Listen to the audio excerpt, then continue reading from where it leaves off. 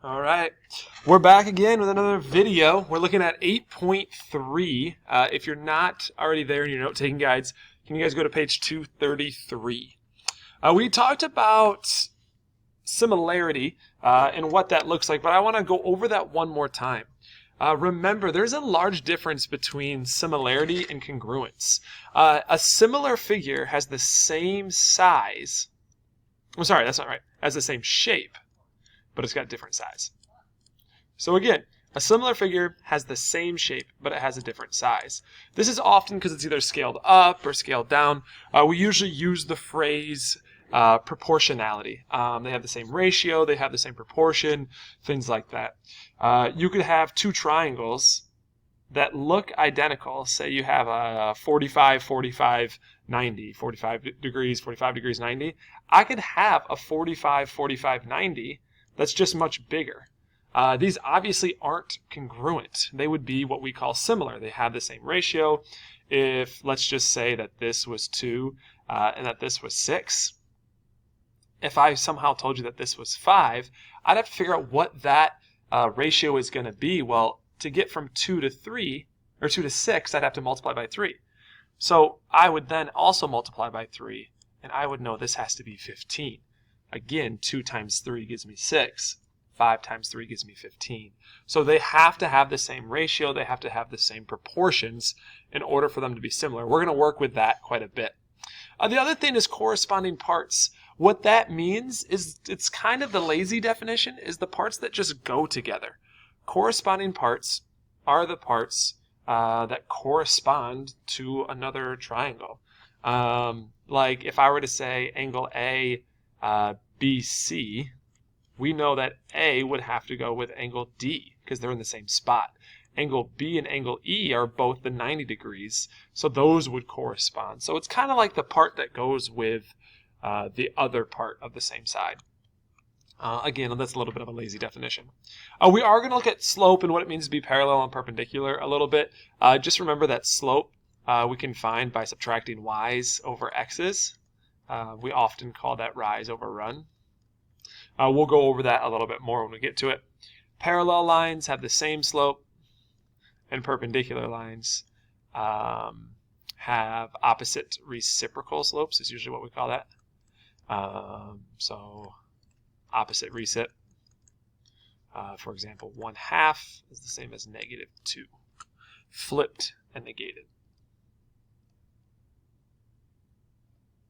I should also probably mention they're 90 degrees.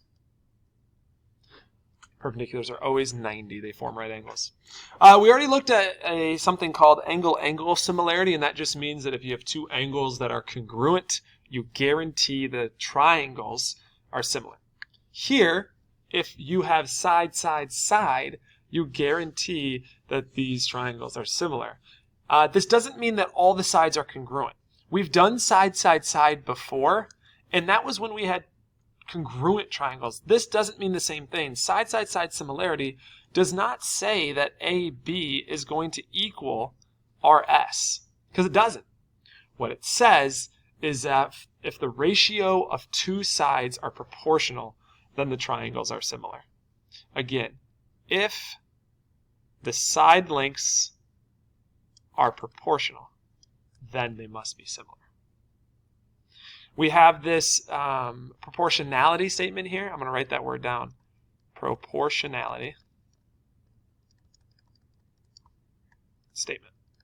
You should write that as well. We're going to see that in our vocab quiz later on down the road. Proportionality statement basically says that this side length AB, if I divided it by RS, it would have to be proportional to BC over ST. You can see that written right here.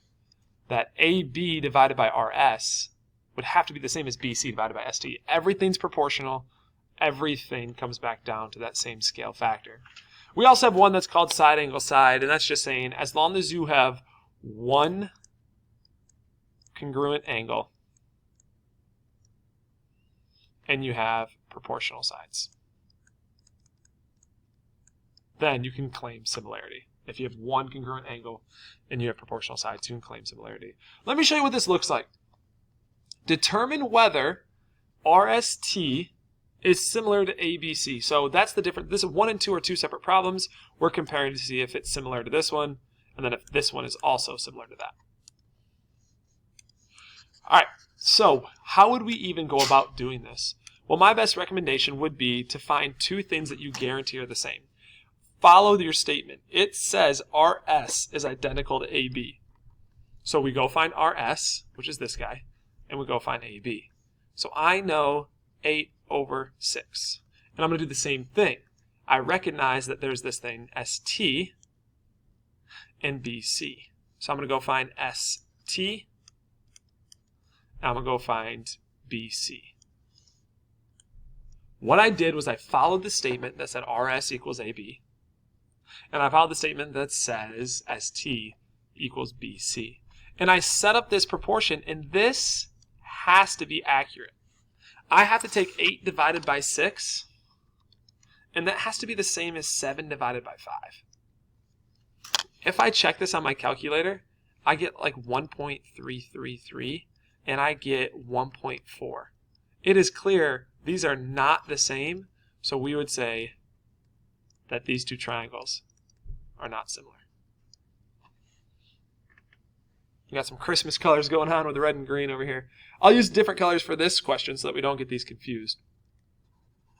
If we look at number 2, I'm going to do the exact same thing. My statement says that I should compare RS to AB. So find RS, 12/5. You know what? I don't want to do 12/5 because it's a fraction, and that's going to be harder than what I need. I'm actually going to skip it, and that's fine. We can do that. I'm just going to do ST instead. ST and BC. Well, ST is 2, BC is 5. Okay, and then I am going to do RT and AC. I can totally do that as long as they're in the same order. So RT is 1 and AC is 2.5. And I just have to check and see that these are the same. 2 divided by 5 gives me 0.4. And 1 divided by 2.5 also gives me 0.4. So we know that these are good. So these are similar. We know they're similar because their sides are proportional. We check the scale factor. To do these questions, you really just want to check the corresponding sides and make sure that they are proportional. Now we can do this, and this one will make a little bit more sense now that we work through some stuff. We want to find what goes with HG because that's my x plus 7. So if I look at my statement, HG is right here. So we know that it goes with RS. And that's what we would probably think anyways. So I'm going to make sure that HG over RS. Now I just went right to left, and sometimes it's going to bother kids because they always want to go left to right. It doesn't matter as long as you're consistent. You can go right to left as long as you go right to left. If I went right to left and then decided to do left over right, it would not work. So we have to be really careful with that. Well, anyways, I'm going to take HG over RS, and now I'm going to look, because this is a nice number, I'm going to take HK over RT. Notice this, how HK is 8 and RT is this. So when I set these up, I get x plus 7 over 3. And then I set it up and I got 8 over 3 minus x. Now the problem with what I just did is I accidentally got into something we're going to have to FOIL and expand. And the problem is because I have x and x, we're going to have to cross multiply. And when I go to cross multiply this, x times x is going to give me x squared. That forces me into quadratics. And that's actually going to be a whole lot more work than it's probably even worth. I know that I grabbed the 8, but I don't really want to mess with this guy right now. So instead of grabbing HK like we did, we're going to go ahead and grab the fraction. It's probably going to be easier. So that looks like it's GK. So we're going to grab 20 over 3, and we're going to divide that by ST, which is just 5. This is going to allow us to avoid having to do quadratics and x squareds, and it'll just make math a little easier. Let's cross multiply. 5 times x and 5 times 7 and cross multiply. Now 20 over 3 times 3 is a pretty simple mental math because we're dividing by 3 and we're multiplying by 3, so they cancel. It just gives us 20. Kind of nice. So I cross multiplied. I end up with a negative 15, which makes us feel uncomfortable. We never like to see negatives, but honestly, when I go to plug this negative back in, I can plug it into this spot and be fine. I can plug it into this spot and still be fine, meaning they're both still going to end up being positive. So we're good with that. This does actually end up being a negative 3. Okay, I want to recap that problem because we're done with it. But I want to recap what happened and make sure that you guys kind of see why I chose to do what I chose to do. I did not want to set up a ratio between this side and this side, as well as this side and this side. They both include x's, which would have forced us into do more complicated math than necessary. So to avoid it, I chose to do these two sides and these two sides. That allowed us to get x without having to do quadratics and foiling and all sorts of stuff. This question here just says verify that RS is the same as XY. So double check that.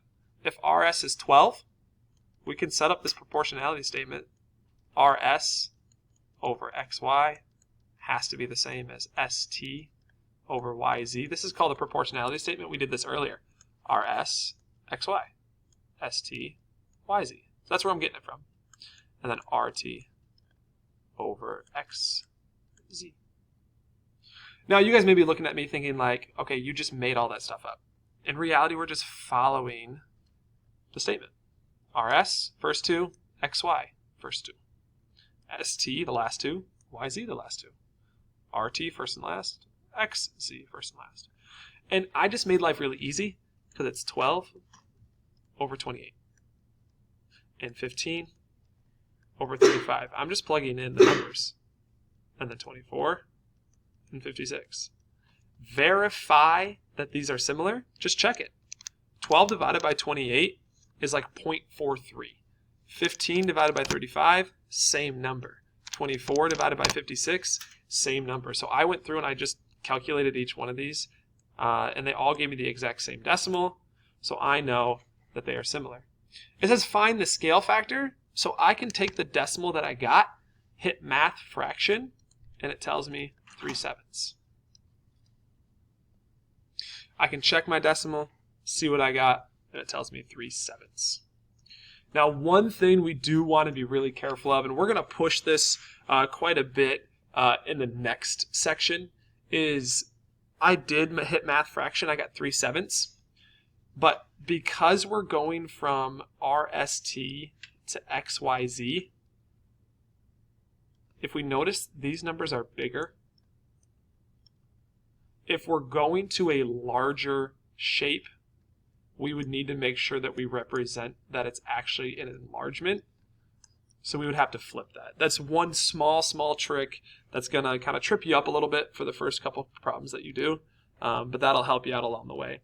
Recognize that you're going from a smaller to a larger shape, and so because we're getting bigger, we have to enlarge, so we have to flip it to show that our scale factor is actually bigger than 1. That kind of goes back to when we did dilations a little bit ago. I'm going to show you this last example here, and then we'll be done. It says the shortest side of a triangle that's similar is 15. Okay, the shortest side is 15, so match it to the other shortest side, which is 6. So we know that 15 goes with 6 because they're both the shortest sides. Then the medium side, let's just call it M for medium, the middle, is got to go with 7. So I could set up this proportion and do 15 times 7 and do 6 times M. 15 times 7 gives me 105. And then I just have to divide it by 6. So I know that my middle side would have to be 17.5. That's how you do a question like this. And if you wanted to go ahead and find the longest side, we could do the same thing. 15 over 6 equals the longest side over 9. Cross multiply and divide. I end up getting the longest side